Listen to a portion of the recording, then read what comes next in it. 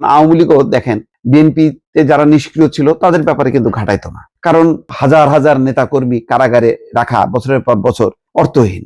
তো এখন হয়তো রাজনৈতিক সরকারও সেই দৃষ্টিভঙ্গিতে তাজা খবর হচ্ছে জুলাই আগস্ট হত্যাযজ্ঞের মামলায় সাবেক এমপি আব্দুর রহমান বদিকে হাইকোর্টের জামিন।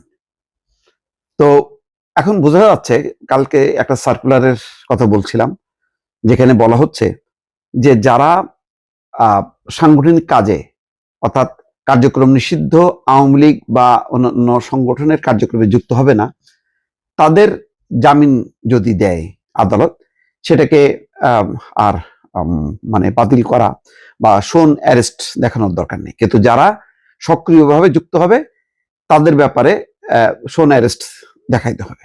তো জানি না তার ধারাবাহিকতায় কিনা যে এমপি আব্দুর রহমান বদিকে জামিন দিল, এটা হইতে পারে।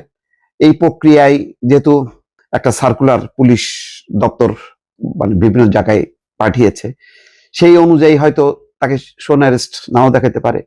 আবার হাইকোর্টের এই জামিন আবার নাকচও হতে পারে। কিন্তু প্রবণতাগুলো বোঝা যাচ্ছে যে রাজনৈতিক সরকার, আগের ইউনূস সরকার যেমন গণহারে শুধু আটক রাখো, হত্যা মামলা, নানা মামলা, মানে কোনো মামলা নাই, হত্যা মামলা দিয়ে আটকে রাখো, ওই নীতি থেকে সম্ভবত সরে আসতে যাচ্ছে। তার কারণে হয়তো এমন একটা জামিনের খবর হইতে পারে। এটা হয়তো বিচ্ছিন্ন ঘটনা নাও হইতে পারে।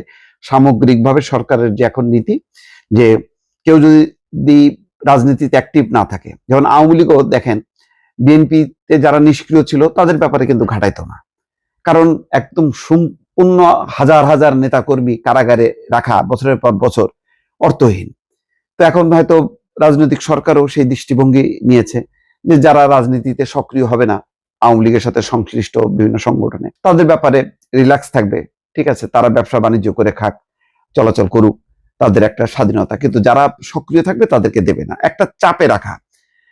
সেই নীতিটার অংশ হিসেবেই গতকালকেই সার্কুলার হলো, আজকে দেখা যাচ্ছে যে সাবেক এমপি আব্দুর রহমান বদিকে হাইকোর্টে জামিন দিছে। এবং একটা গুরুত্বপূর্ণ জায়গায় আব্দুর রহমান বদি, যে কক্সবাজারের যেই অঞ্চলে স্বরাষ্ট্রমন্ত্রী হচ্ছে সালাউদ্দিন আহমেদ তিনি নিজে, সুতরাং এটার একটা গুরুত্ব থাকবে, রাজনৈতিক ব্যাখ্যাও থাকবে। এটা হয়তো রাজনৈতিক অঙ্গনে একটা চাঞ্চল্য তৈরি হতে পারে। তবে এটা ঠিক যে একটা যে তিক্ততা যে চরম আকারে ছিল ইউনূস সরকারের সময় আওয়ামী লীগের প্রতি বা আওয়ামী লীগের বিভিন্ন অঙ্গ সংগঠনের নেতাকর্মীদের ব্যাপারে, সেই জায়গা থেকে সম্ভবত বিএনপি সরকার সরে আসবে। কারণ এই মুহূর্তে বিএনপি সরকারের সামনে চ্যালেঞ্জ কিন্তু আওয়ামী লীগ না, চ্যালেঞ্জ হচ্ছে জামাত, এনসিপি। কারণ তারা এমন সব কথাবার্তা বলছে, এমন ভাবে চেপে বসে আছে, তারা সংসদেও চাপ দেবে, সংসদের বাইরেও চাপ দেবে। প্রতিটা পদক্ষেপে দেখেন না যে রাষ্ট্রপতি শাহাবুদ্দিন কথা বলছে, এতে জ্বলে উঠছে জামাত, এনসিপি। তারপরে ওই যে আহসান মনসুরকে স্মরণ হয়েছে, একজনকে গভর্নর নিয়োগ দিচ্ছে, সেখানেও সমালোচনা।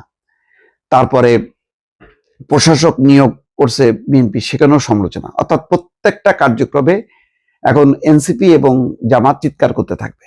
তো এই মুহূর্তে তো আসলে বিপদ তার সামনে, কি তার সামনে হচ্ছে জামাত, এনসিপি, আওয়ামী লীগ না। সুতরাং আওয়ামী লীগের ব্যাপারে রিল্যাক্স থাকবে, বরং আওয়ামী লীগের নেতাকর্মীরা যত মুক্তি পাবে তত বেশি চাপে পড়বে জামাত এবং এনসিপি। সরকার হয়তো রাজনৈতিকভাবে সেই কৌশলটাও নিতে পারে। সবকিছুই সম্ভব রাজনীতিতে, দর্শক।